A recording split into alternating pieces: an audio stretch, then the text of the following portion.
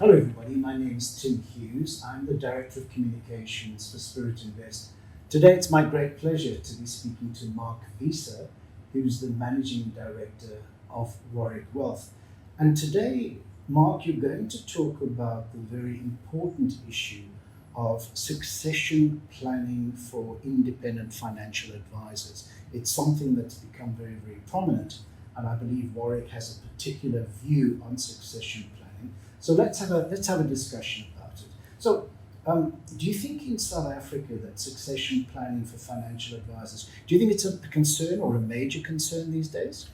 I think just, quite an important element of succession planning for financial advisors is the fact that, financial advisors have a ethical and I think a business responsibility to ensure that in the event of their death, disability or eventual retirement, there is a quality financial advisor that can take over from them, one that clients will be comfortable with, and where the baton can be passed without a lot of concern and emotional concern from a client point of view. I think in that regard, the industry has also changed a lot. Up to a couple of years ago, when one financial advisor retired and had their own practice, you could simply supply the agreement and the succession plan signed with the chosen advisor to the relevant platform or life insurer or product provider, and they would simply transfer the clients, or the bulk transfer from one license to the next. That's been stopped by the FCA a couple of years ago, and in my view, I think it's a good thing. I think that financial advisors and clients certainly need to consent to move from one license and from one advisor to the next.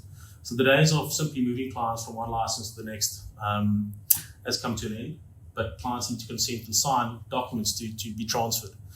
I think in reality it does create quite a few complications and practical elements that are very difficult for a lot of financial advisors out there. It's an FSCA requirement now, isn't it? Spot on. So, I think in terms of the actual requirements to move one license to the next, a client would need to sign a change in advisor or broker note. There are different platforms and providers calling it different names. But ultimately, the client must consent. That's obviously critically most important as well. But just talk a little bit about some of these practical issues. You've touched on them. So what are some of the practical issues with a succession plan that you'd like to tell us about? As I've mentioned, I think that the FCA has put out regulations where financial advisors are required to have a succession plan in place. And in essence, I think that's a great thing. You really should have that in place if you're running your own practice to ensure your clients are looked after. As I mentioned, practically, it does present a problem.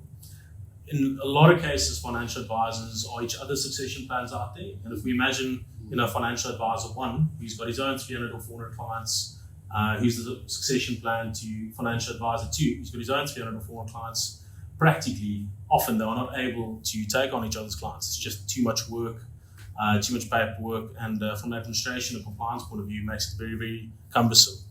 So, I think when financial advisors have passed away or retire, often the conversion rate from one license to the next is very, very low. And what we've seen out there, especially during COVID, when a lot of advisors unfortunately passed away, a lot of those clients were left without someone looking after their affairs and their investment positioning and estate planning for prolonged periods of time. So I think having a succession plan in place that's practically actionable is crucially important. That's great. So that's the problem. Those are the issues you've identified. What about the solution? Give us a solution. Tell us, or give us some advice in terms of succession planning for IFAs. What could it look like? What should it look like? What do you have on offer? Well, I think the practical elements to resolve is quite difficult if you're running your own license, unless you bring additional financial advisors into your own practice. And I think a lot of financial advisors out there managing their own company and FSP license find it difficult to find young individuals to join and maintain and retain these individuals. So the overarching solution seems to be that if you have other financial advisors on the same FSP license, being the same company and regulator approved financial services provider, it is quite simple to transfer a client from one advisor to the next, as long as they don't move from the same or from one FSP to the next FSP. So in our view, the best way to ensure that you've got a succession plan in place that's practically actionable is to either partner with the business or to bring additional advisors onto your own license, which I think brings its own issues and concerns for a lot of FSPs out there. In terms of Warwick, we do offer what we believe is one of the best succession planning offers in the country. Over and above that, we've got financial advisors and Warwick Wealth specialist offices across the country to allow those clients to have access to offices and advisors close to their homes. And it just seems to be quite a smooth process when the clients are already on the same license. Those advisors have access to the previous information about the clients, and they can get out there pretty quickly and build relationships and ensure that their affairs are looked after. I think that the Warwick plan is becoming well known out in the marketplace, but for those who are watching the video and an IFA may or may not have a succession plan, what's the next step with regard to Warwick? Do they go onto the website? Do they phone? What's your advice in terms of contacting Warwick?